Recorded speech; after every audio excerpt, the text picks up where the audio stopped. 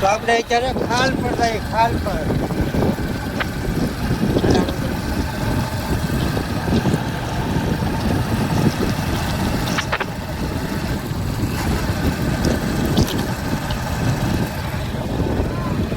ખાલ પર ભૂતળા દાદાના દર્શન કરવા જાય, જે આવ્યું છે જંગલમાં. તો આવો ભૂતળા દાદાને તમને દર્શન કરાવી. અડધી પોણી કલાક ગાડી હાકે ત્યાં ભાઈ દાદાનું ધામ આવ્યું છે અત્યારે.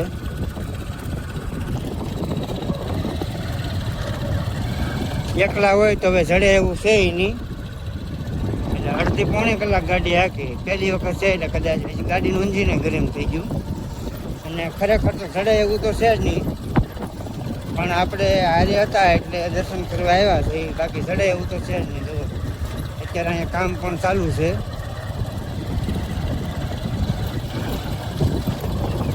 આ છે ખાલપરના ભૂતળા દાદાનું સ્થાન.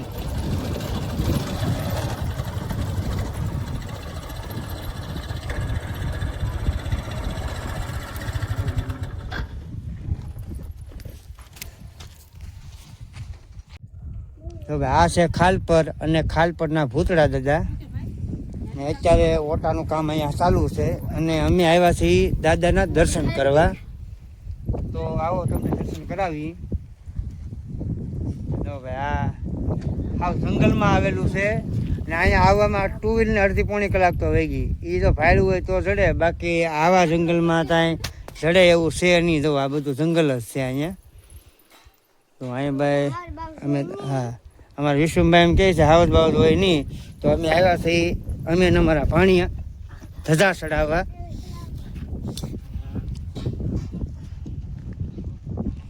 તો ભાઈ અડધી પોણી કલાક વહી ગઈને આવ્યા અમે ધજા ચડાવવા ભૂતળા દાદાને. તો ભાઈ આ છે ખાલપરના ભૂતળા દાદા. ખાલપર આવ્યું છે લીલિયા તાલુકામાં અને જિલ્લો પડે છે અમરેલી. તો ભાઈ દર્શન કરો ભૂતળા દાદાના, અને પછી પાછું અહીંથી આપણે જવાનું છે ફરીવાર બવાડા.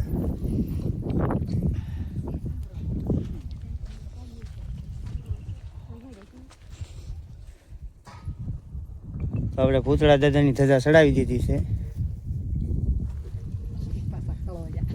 હા એ પાછા કળોયા.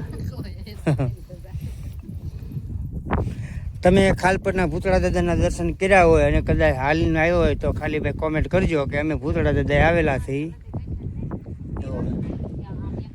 ને આ છે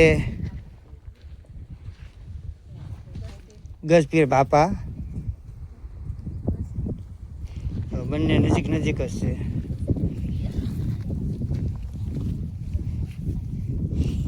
ભૂતળા દાદાના ભાઈ ઓટાનું કામ સારું થઈ ગયું છે. ને આ બનાવ્યો છે ટાંકો, પાણીનો ટાંકો છે કે તો આ પાણીનો ટાંકો બનાવ્યો છે ને આ ભૂંગળું રાખ્યું છે. તમે અહીંયા આવ્યો હોય હાવ જંગલ પડે છે, એકલા બેકલા આપણે આવીએ છીએ એવું તો છે નહીં. બધું બીક લાગે એવું જ છે.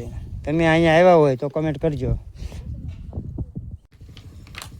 આપણે ભાઈ ભૂતળા દાદાના દર્શન કરીને વહી આવ્યા.